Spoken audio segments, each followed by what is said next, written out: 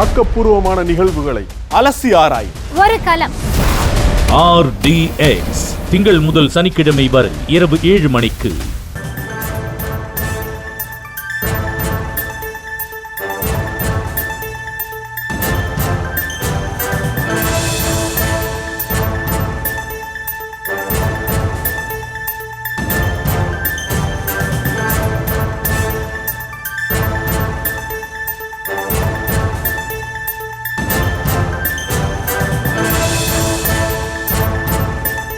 தமிழக பொறுப்பு டிஜிபியாக வெங்கட்ராமன் நியமிக்கப்பட்டுள்ளதை எதிர்த்த மனு தற்போது தள்ளுபடி செய்யப்பட்டிருக்கிறது.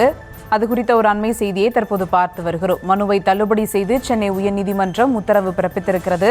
தமிழக பொறுப்பு டிஜிபியாக வெங்கட்ராமன் நியமிக்கப்பட்டுள்ளதை எதிர்த்த மனு தற்போது தள்ளுபடி செய்யப்பட்டிருக்கிறது.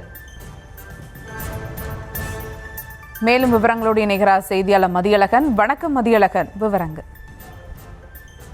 தமிழ்நாடு டிஜிபியாக இருந்த சங்கர் ஜிவால் ஓய்வு பெற்றதை அடுத்து பொறுப்பு டிஜிபியாக வெங்கட்ராமனை நியமித்து தமிழ்நாடு அரசு உத்தரவு பிறப்பித்திருந்தது.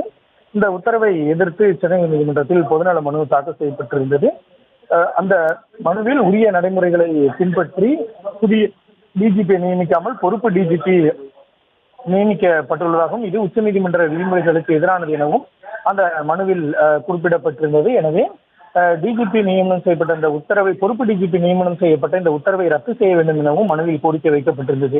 இந்த மனு தலைமை நீதிபதி MM ஸ்ரீவத்சவா, நீதிபதி G அருள்முருகன் அமர்வில் விசாரணைக்கு வந்தது. அப்பொழுது ஆஜரான அரசு பிளீடர் எட்வின் பிரபாகர் இதே போன்ற ஒரு வழக்கில் உச்சநீதிமன்றம் பிறப்பித்த உத்தரவினுடைய அந்த நகலை தாக்கல் செய்தார்.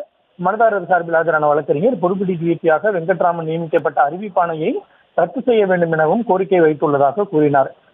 டிஜிபி பொறுப்பு காலியாக இருந்த நிலையில் இடைக்காலமாக பொறுப்பு டிஜிபி நியமிக்கப்பட்டிருக்கிறார். அதனை எதிர்த்து பொதுநல மனு தாக்கல் செய்ய முடியாது என நீதிபதிகள் தெரிவித்தனர். மேலும் இந்த விவகாரத்தில் உச்சநீதிமன்றம் ஏற்கனவே ஒரு உத்தரவு பிறப்பித்துள்ள நிலையில் தாங்கள் தலையிட விரும்பவில்லை என கூறி இந்த மனுவை தள்ளுபடி செய்து உத்தரவிட்டனர்.